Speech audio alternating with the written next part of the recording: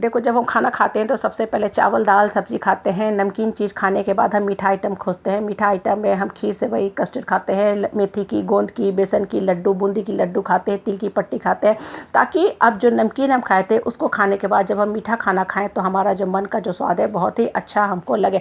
बच्चे का भी जब हम टिफ़िन पैक करते हैं ना तो देखो सबसे पहले हम नमकीन का आइटम उसको डाल देते हैं, पूरी सब्जी रोटी भुजिया फ्राई चावल जो भी हो, ताकि बच्चा उसको खा ले। खाने के बाद कोई ना कोई मीठा आइटम डालते हैं, गाजर का हलवा डालते हैं, बेसन की मेथी की गोंद की लड्डू डालते हैं, काजू की बर्फ़ी डाल देते हैं, या कोई भी ऐसा आइटम जो बच्चा पसंद करता है। देखो ये तो छोटी सी बात है, हमें जीवन की कितनी बड़ी शिक्षा देता है। हम धरती पे आते हैं, हमें एक बॉडी से एक लाइफ स्पैन मिलता है, इससे हमें काम करना होता है। हम अपने आत्मा का सही ढंग से इस्तेमाल करते हैं और कर्म करते हैं। देखो कर्म ऐसा चीज़ है, कुछ कर्म तो हम वर्तमान में करते हैं, कुछ कर्म का फल जो होता है हमें पास्ट के कर्म के हिसाब से चलता रहता है, जो टोटली अनसीन होता है, इनविजुअल होता है। लेकिन देखो कर्म फल तो भुगतना पड़ता ही है।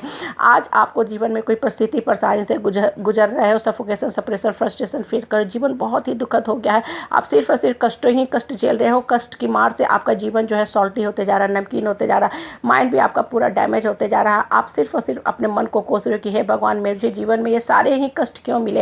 लेकिन आप एक चीज़ मान के चलो कि आज आपको भगवान ने नमकीन चीज़ें दे रहा है, कर्मों की जो मार आप झेल रहे हो, एक समय आपके जीवन में भी उजाला होने ही वाला है। अंत समय में भगवान आपको मीठी चीज़ें देना शुरू करेगा। उस समय इतना ज़्यादा मीठा देने लगेगा, इतना ज़्यादा मीठा देने लगेगा कि आप उस मीठी चीज़ों को खा के भी उबने लगोगे बहुत ज़्यादा। जब हम देखो मीठा भी खाने लगते हैं तो हम कहते हैं इनफ इज इनफ, अब हम मिठाई कितना खाएं। मिठाई को भी हम फिर साइड कर देते हैं, फ्रिज में रख देते हैं, भले ही काजू ही बर्फ़ी क्यों ना हो। देखो कहने का तात्पर्य यह है कि आज आप परिस्थिति और परेशानी झेल रहे हो, कर्म की मार जरूर झेल रहे हो। हर इंसान कर्म की मार झेलते झेलते परेशान हो जाता है, क्योंकि आखिर कब तक हम ये कष्ट झेलते रहेंगे। लेकिन जो कोई भी जो परेशानी आती है, प्रॉब्लम आती है ना, वो आपको पुरस्कार दे के जाती है और हर समस्या का समाधान होता ही होता है। ये चीज़ मान के चलो, जिस इंसान ने समुद्र में तैरना सीख लिया ना, उसको स्विमिंग पूल पोखरा तालाब में तैरना उसके लिए सिर्फ और सिर्फ इंटरटेनमेंट होता है। कहने का तात्पर्य है कि जब आप बड़ी से बड़ी परेशानी से निकल जाते हो ना, तो एक समय के बाद देखोगे कि यही जीवन आपको हास्यास्पद लगेगी।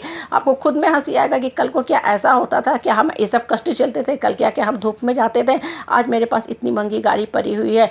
क्यों? क्योंकि हमने जीवन के जो कर्म हैं उसको बहुत ही अच्छे से क्रॉस किया, हमने उसको ओवरकम किया, हमने अपने जो आत्मा है उसको उठाने का कोशिश किया, अपने आत्मबल को मजबूत किया और उस विपरीत परिस्थिति को भी हम क्रॉस करते गए। इसलिए मीठे फल के रूप में भगवान ने ये सारी कोजी कंफर्टेबल चीज़ें हमको देना शुरू किया है और हम बहुत ही प्रतिष्ठा के साथ, आत्म प्रतिष्ठा के साथ समाज में जी रहे हैं। अब मेरा रोने धोने गिड़गिड़ाने का टाइम खत्म हुआ। देखो आज परिस्थिति की मार आप झेल रहे हो, जो परिवार है, रिश्तेदार है, वो भी आपको रुलाते हैं, घुटाते हैं, आप लेकिन अपने आत्मा का जो बल है ना उसको कमज़ोर होने मत दो। वहाँ से जो एनर्जी है उसको डिप्लीट मत करो। रोना है रो लो, जब रो लेते हो तो क्या होता है, मन के सारे जो दुख दर्द कष्ट कलेश संताप है बह जाते हैं। लेकिन रोने के बाद एक समय के बाद निकल लो, ठीक है। घाव भी होता है तो कहीं हम क्या करते हैं, घाव को दबा के सारे उसके अंदर के पस को निकाल देते हैं, फिर खून आने लगता है, फिर वहाँ से नया टिश्यू सेल चमड़ी ग्रो करने लगता है। कहने का मतलब है मन के सारे दुख दर्द कष्ट को आंसू के रूप में बह जाना दो, जितना बह सकता है बहा लो। फिर अपने आत्मा को मजबूत करो, अपना परिवर्तन करो, आत्म परिवर्तन करो। और देखो इंसान जीवन में दो परिस्थिति में आत्मा को मजबूत करता है, मन जब टूटता है, मन जब खुलता है। जब आप इन दोनों परिस्थिति से गुजर जाओगे ना, तब देखोगे कि आपकी आत्मा में कितनी शक्ति आ गई है कि अब आप हर परिस्थिति को बहुत ही आसानी से झेल ले रहे हो, क्रॉस कर ले रहे हो और अपना जीवन तो आप उठा ही रहे हो, दूसरों को भी उठने में मदद कर रहे हो। क्योंकि जो इंसान देखो वास्तविक रूप में जीवन में काम करता है ना, प्रैक्टिकल रूप में, व्यवहारिक रूप में, उसी की बातों का दूसरे के ऊपर असर होता है। नहीं तो झूठे धर्मगुरु तो ऐसे ही मिलते चलते हैं, जिनकी बातें भी सर में दर्द कर देती है। बहुत से मैसेज आते हैं, प्रवचन चलता रहता है, सत्संग चलता रहता है, हम सुनते हैं, हम उब जाते हैं। क्यों उब जाते हैं? क्योंकि उनकी जो बातें होती हैं ना, निराली तो होती हैं लेकिन बहुत ही अनप्रैक्टिकल होती है। उनकी बातों में, भावार्थ में ना, रियलिटी की, वास्तविकता की दूर दूर तक कमी होती है। इसलिए हमारे मन को, आत्मा को वो टच नहीं करती है। जो इंसान जीवन में एक्चुअल में कर्म करते हुए बढ़ता है ना, उसी की बातें आपके मन को, आत्मा को टच करती है और आपको बढ़ने में भी मदद करती है। वृक्ष को हर प्रकृति की मार झेलता है।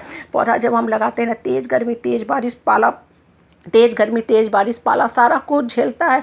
फिर वो बहुत बड़े वृक्ष में कन्वर्ट होता है, सैपलिंग से वृक्ष बनता है, फल फूल छांव देता है सबको और एक अपना इंडिपेंडेंट अस्तित्व बना लेता है। फिर उसको तेज़ हवा, पानी, आंधी तूफान भी नहीं गिरा पाती है। कहने का तात्पर्य है कि आप आज परिस्थिति की मार झेल रहे हो, निश्चित है कल आप उठोगे ही उठोगे। फिर आपकी आत्मबल इतनी मजबूत हो जाएगी, इतनी मजबूत हो जाएगी कि लोग आपको देख के आपसे शिक्षा लेंगे और जीवन में आगे बढ़ने की कोशिश करेंगे। इसलिए हमेशा अपना मोटिवेटर खुद बनो।